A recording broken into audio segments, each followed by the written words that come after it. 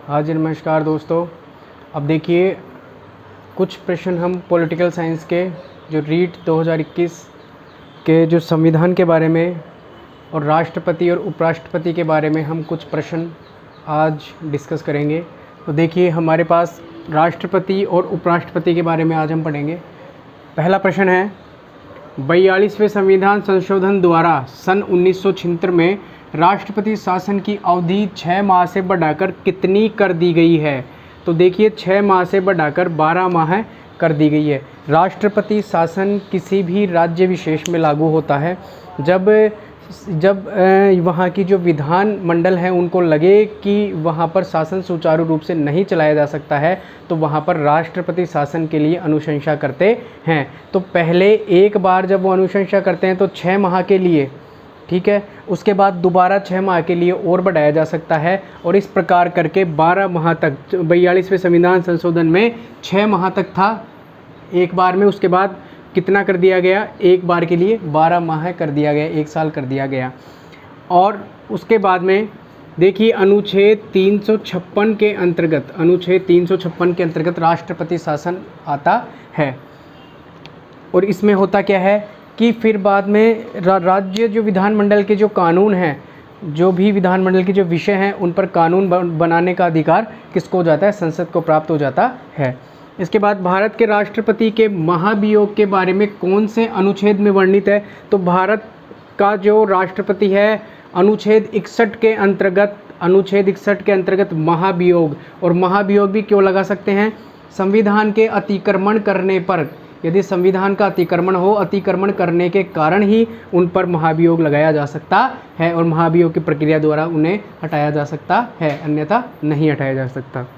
भारत के किस राष्ट्रपति ने वीटो शक्ति का उपयोग किया था? वीटो शक्ति का प्रयोग होता है ज्ञानी जैल सिंह। भाई, संसद द्वारा कोई प्रस्ताव पास हो करके जब आता है तो उस प्रस्ताव को अपने पास रोक लेना, उसको कहते हैं वीटो शक्ति। तो ये वीटो शक्ति का सर्वप्रथम प्रयोग एकमात्र किस राष्ट्रपति ने किया है? ज्ञानी जैल सिंह। ठीक है।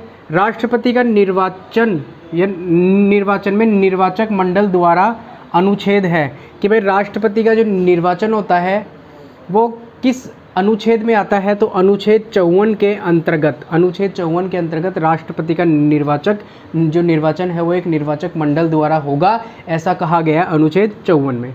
संसद की संयुक्त बैठक बुलाने का अधिकार किसे है? देखिए, राष्ट्रपति को है किसी भी विषय में संसद की संयुक्त बैठक, लोकसभा और राज्यसभा दोनों को एक साथ बुलाने का जो अधिकार है वो किसके पास है? राष्ट्रपति के पास है, अनुच्छेद 108 में। राष्ट्रपति व उपराष्ट्रपति के निर्वाचन संबंधी विवादों की सुनवाई कौन करता है? तो उच्चतम न्यायालय के द्वारा राष्ट्रपति और उपराष्ट्रपति के निर्वाचन संबंधी कोई भी बात हो जाती है उसको उच्चतम न्यायालय के द्वारा अनुच्छेद 71 में उसकी सुनवाई करता है। कौन करता है? उच्चतम न्यायालय। उपराष्ट्रपति को पदमुक्त करने की पहल की जाती है राज्यसभा में। देखिए, जो उपराष्ट्रपति होता है वो राज्यसभा का पदेन सभापति होता है, इसलिए उपराष्ट्रपति को हटाने की प्रक्रिया कहाँ से शुरू होती है? राज्यसभा से। राज्यसभा में प्रस्ताव पारित हो करके लोकसभा में जाता है, और लोकसभा भी जब उसे क्या कर लेती है? एक्सेप्ट कर लेती है, तो उपराष्ट्रपति को पद से हटा हुआ माना जाता है। लेकिन पहल हमेशा कहाँ से की जाती है? राज्यसभा से की जाती है। भारत में पहले निर्विरोध उपराष्ट्रपति थे, तो डॉक्टर राधाकृष्णन सबसे पहले जो हमारे देश के उपराष्ट्रपति थे वो थे डॉक्टर राधाकृष्णन। उपराष्ट्रपति के लिए क्वेश्चन नंबर 9, उपराष्ट्रपति के निर्वाचन संबंधी योग्यता का उल्लेख किस अनुच्छेद में है? तो अनुच्छेद 66 के अंतर्गत उपराष्ट्रपति के निर्वाचन संबंधी जो उल्लेख है वो अनुच्छेद 66 में। राष्ट्रपति के निर्वाचन में कौन भाग लेते हैं? तो देखिए, संसद के दोनों सदनों के निर्वाचित सदस्य, राज्य विधानसभाओं के निर्वाचित सदस्य, और संघ राज्य क्षेत्र दिल्ली व पांडिचेरी विधानसभाओं के निर्वाचित सदस्य।